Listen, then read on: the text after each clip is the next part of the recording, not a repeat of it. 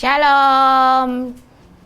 Jumpa lagi di Ibadah Kingdom Generation. Hari Minggu yang cerah ini, saya Kak Lela bersama dengan Amanda akan bincang-bincang untuk ibadah hari ini ya, adik-adik teman-teman. Gimana kabarnya Amanda? Baik, Kak. Kegiatannya kalau misalnya Amanda nih, kan Amanda sekarang kelas berapa ya? Kelas 8 ya? Iya, kelas 8. Kelas 8. Kalau misalnya Amanda pulang sekolah, itu biasanya langsung pulang atau ada kegiatan lain, Amanda? Oh, biasanya sih saya kalau pulang sekolah tuh biasanya nongkrong dulu sama teman-teman di sekolah gitu, sampai pulangnya mungkin jam 3 sampai jam 4 gitu. Oh, gitu. Jadi teman-teman, perbincangan kakak hari ini sama Amanda, kita mau ngebahas tentang kegiatan atau teman-teman punya komunitas atau grup baik di sekolah mungkin atau maupun di gereja. Jadi kita mau tanya-tanya nih sama Amanda, kegiatannya tuh apa aja. Jadi kan tadi Amanda bilang pulang sekolah nggak langsung pulang, tapi ada ngobrol-ngobrol dulu gitu sama teman-teman ya. Itu teman-teman Amanda yang berarti punya hobi yang sama ya? Iya, punya hobi yang sama. Hobinya apa sih tuh ke ngumpul sama teman-teman tuh? Punya komunitas atau grup yang hobinya yang sama tuh, hobinya apa tuh Amanda?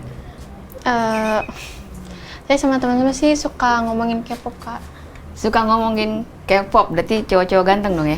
Iya.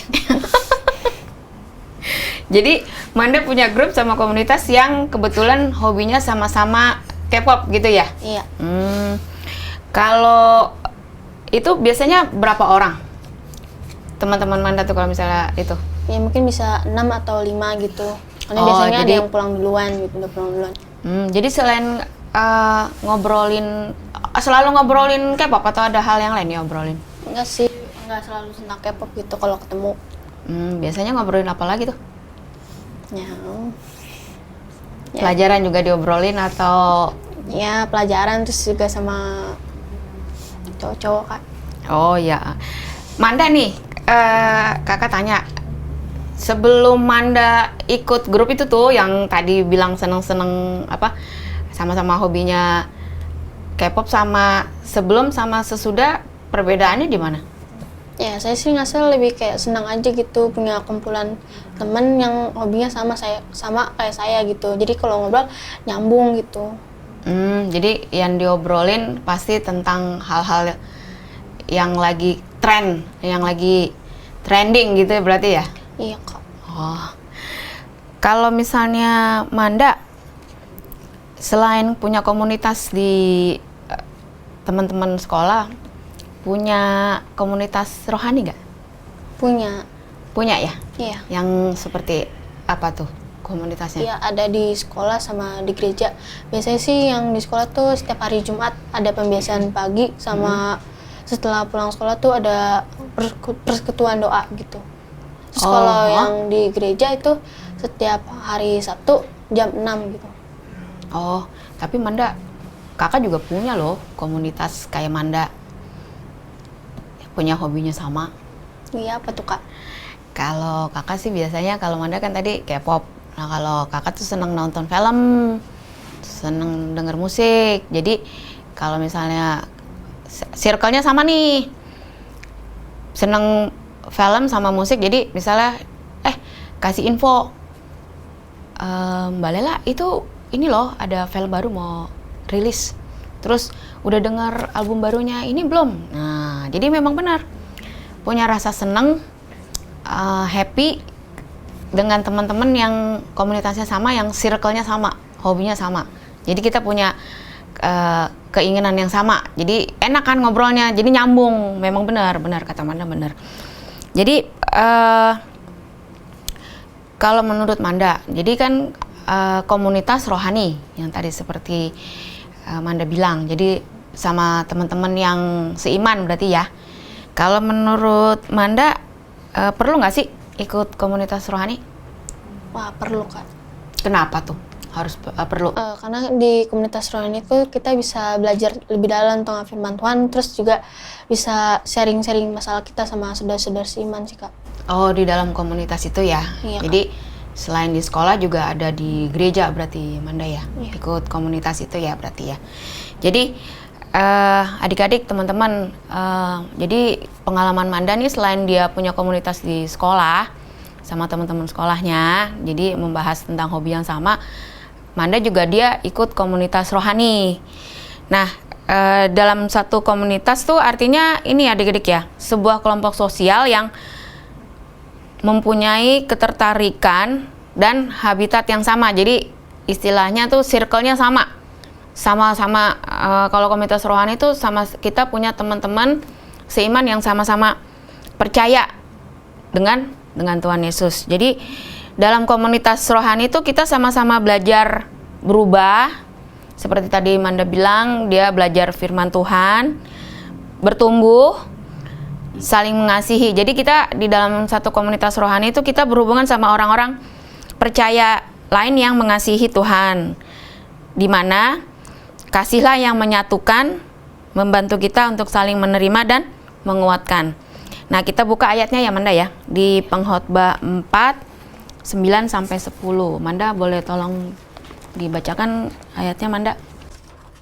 Berdua lebih baik daripada seorang diri, karena mereka menerima upah yang baik dalam jerih payah mereka. Karena kalau mereka jatuh, yang seorang mengangkat temannya, tetapi wahai orang yang jatuh, yang tidak mempunyai orang lain untuk mengangkatnya.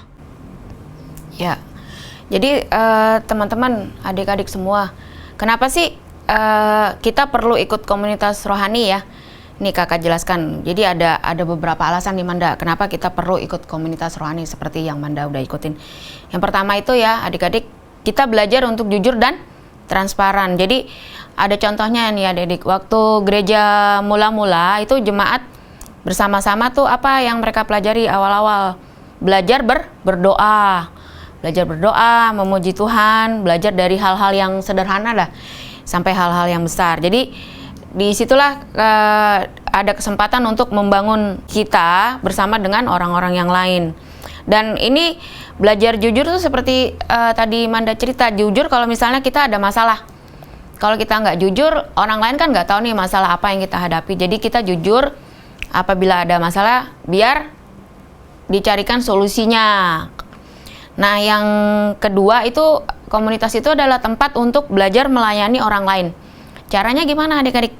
Jadi caranya kita bersikap rendah hati untuk melayani orang lain dan melibatkan mereka dalam satu hal yang sedang kita kerjakan. Jadi kan Tuhan Yesus juga datang ke dunia untuk melayani ya Manda. Jadi kita belajar dari teladan Tuhan Yesus, kita melayani orang lain. Nah, terus komunitas itu adalah seperti rumah adik-adik. Kalau menurut Manda, rumah itu fungsinya sebagai apa Manda? Kalau menurut saya sih fungsinya tuh buat melindungi hujan dari panas sama hujan, terus juga memberikan kita rasa aman dan nyaman gitu. Jadi tempat kita berlindung ya adik-adik ya, tempat kita berlindung dari hujan, angin, tidak kepanasan, tidak kehujanan. Juga kita pulang ke rumah karena kita berasa aman, kita berasa nyaman berada di dalam rumah. Nah, demikian juga kita dalam satu komunitas tuh berasanya seperti di rumah. Kita berasa aman, berasa nyaman dalam satu komunitas rohani.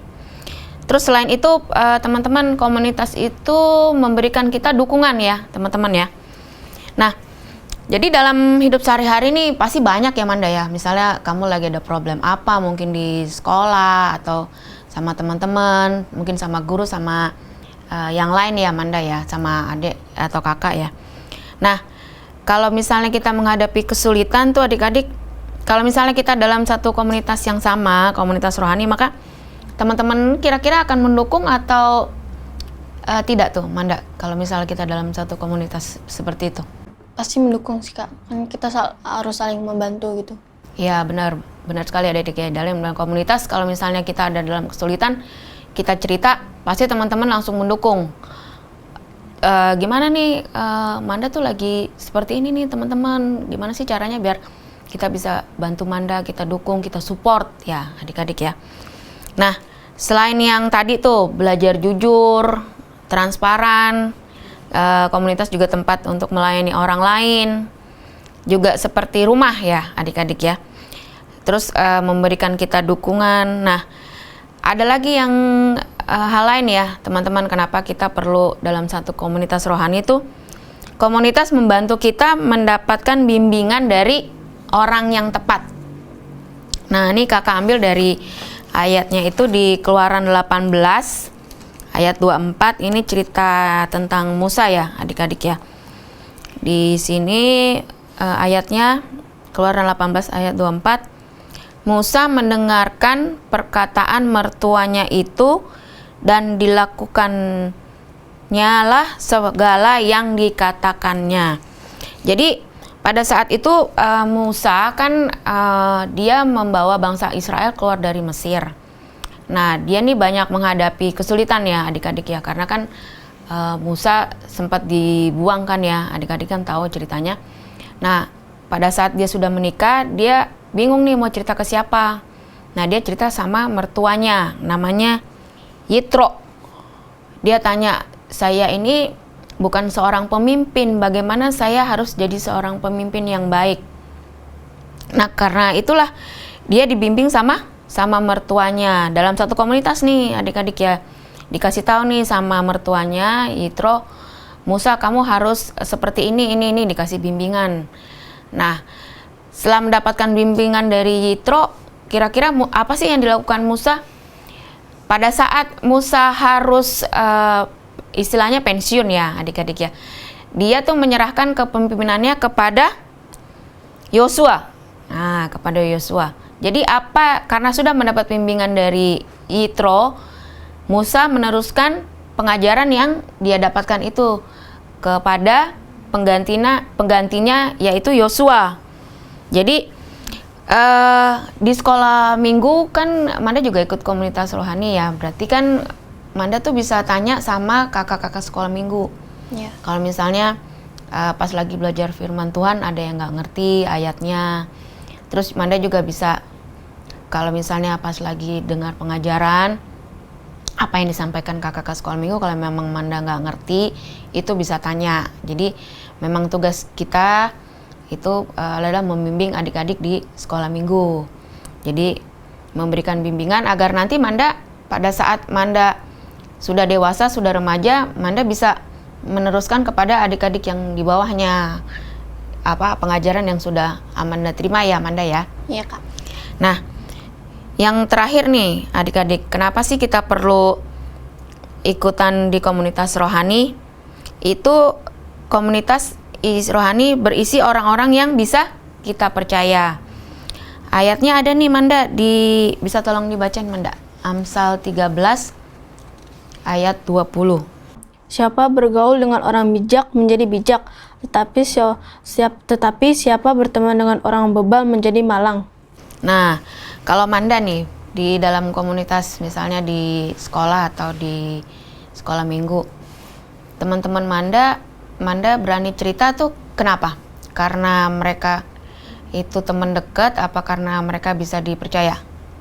Karena kalau saya cerita tuh saya punya rasa nyaman gitu Kak buat cerita gitu. Karena biasanya kalau habis saya cerita mereka ngasih solusi gitu, kamu harusnya gini gitu. Tapi karena saya berani buat cerita sama mereka. Tapi yang kakak tanya, kira-kira ceritanya bocor nggak keluar? Enggak, karena saya juga megang curhatan mereka gitu. Maksudnya saya juga megang rahasia mereka jadi. Ya, jadi di situ ya adik-adik ya, di dalam satu komunitas itu kita kayak punya aturan nggak tertulis gitu. Apa yang udah kita sharing, apa yang udah kita utarakan di komunitas tuh di-keep di komunitas itu aja. Jadi nggak keluar kemana-mana. Jadi misalnya, jadi kita Manda bisa cerita karena apa? Dia percaya nih, teman-temannya bisa pegang janji, bisa pegang rahasia. Jadi kalau misalnya Manda cerita yang, kayaknya kalau aku cerita sama yang lain bakalan jadi gosip nih, bakalan jadi perbincangan, bakalan digibahin orang ya gimana ya. Nah, jadi kalau dalam satu komunitas rohani yang benar tuh, jadi kita ada cerita sesuatu, mereka kasih solusinya masalahnya, itu di-keep aja tuh adik-adik, nggak ada tuh keluar, tadi Manda di komunitas ini ceritanya ini tuh, nggak ada adik-adik. Jadi bisa kita berkumpul dalam satu komunitas yang orang-orangnya bisa dipercaya, orang-orangnya bisa pegang rahasia, jadi nggak usah khawatir. Itu memang kewajiban kita untuk membantu. Jadi bisa mendengarkan dan kita juga bisa menepati janji. Jadi kita janji mau support, mau dukung, ya kita janji. Jadi kita memang tidak cerita hal-hal yang sudah sensitif yang sudah dibicarakan di satu komunitas kepada orang lain yang di luar komunitas kita. Nah, adik-adik, itu tuh beberapa alasan kenapa kita harus ikut dalam satu komunitas rohani. Yang pertama, kita jadi di situ belajar jujur, belajar transparan, belajar terbuka atas bisa sharing masalah. Di situ juga tempat kita belajar untuk melayani orang lain. Terus komunitas itu juga kita berasa seperti di rumah sendiri ya adik-adik ya. Merasa aman, nyaman, terlindung dalam satu komunitas. Terus dalam kita diberikan dukungan ya adik-adik ya. Dalam kehidupan sehari-hari, kalau misalnya kita ada masalah, kita ada problem, kita bisa cerita dan pasti disupport. Terus komunitas juga memberikan kita bimbingan, ajaran. Jadi orang-orang yang sudah berpengalaman seperti kakak-kakak sekolah minggu, kalau kayak saya itu dengan Bapak Gembala, gembala-gembala PDM senior yang bisa membantu. Terus komunitas itu juga berisi orang-orang yang bisa kita percaya. Kita nggak usah takut, kita mau sharing masalah apa, itu nggak akan keluar ke luar dari komunitas. Mereka juga bisa pegang rahasia ya Manda ya, Iya, bisa menepati janji, bisa mendengarkan cerita kita. Nah, adik-adik, kakak ada satu ini ya, maksudnya quote gitu. Kita berada dalam satu komunitas tuh belum tentu menjamin kita akan terus menjadi murid Kristus. Banyak juga yang sudah berbalik Manda. Tetapi adik-adik mesti ingat, berada di luar komunitas rohani akan jauh lebih sulit, terutama untuk tetap setia adik-adik ya, melawan arus dunia. Jadi kan orang-orang pikir cukup nih kita ibadah tiap hari Minggu, pikir sudah cukup. Padahal dengan adanya komunitas kita bisa berbicara tentang kehidupan kita hari-hari Manda.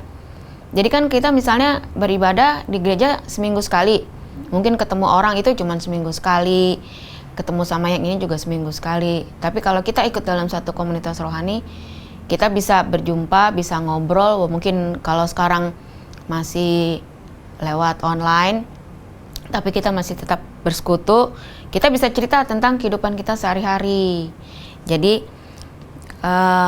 pentingnya kita ikut komunitas rohani. Nah, kakak ada satu ayat lagi Manda, ayatnya kakak bacakan ya, di Ibrani 10 ayat 25. Demikianlah firman Tuhan. Janganlah kita menjauhkan diri dari pertemuan-pertemuan ibadah kita, seperti dibiasakan oleh beberapa orang. Tetapi marilah kita saling menasihati dan semakin giat melakukannya menjelang hari Tuhan yang mendekat. Jadi Manda, pentingnya ikut dalam komunitas rohani berarti Manda sudah tahu ya Manda ya? Iya Kak. Kira-kira dari sini Manda ada pertanyaan lagi nggak?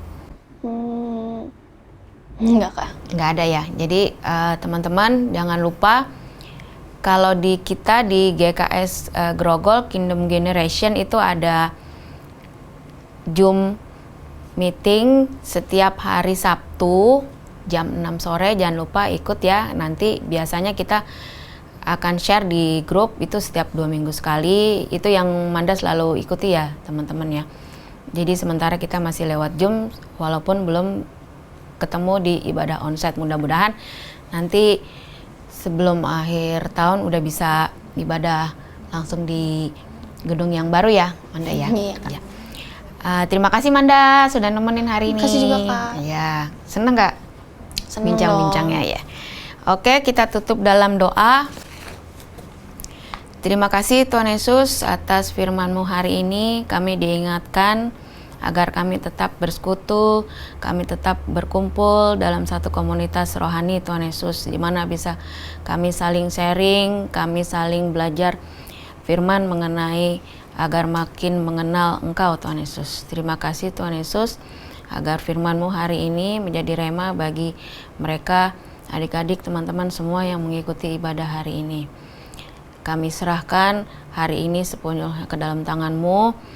Apabila Kau datang kedua kali Tuhan Yesus, angkat kami bersama-sama kawan permai menyongsong Engkau. Di dalam nama Tuhan Yesus kami sudah berdoa dan mengucap syukur. Haleluya. Amin.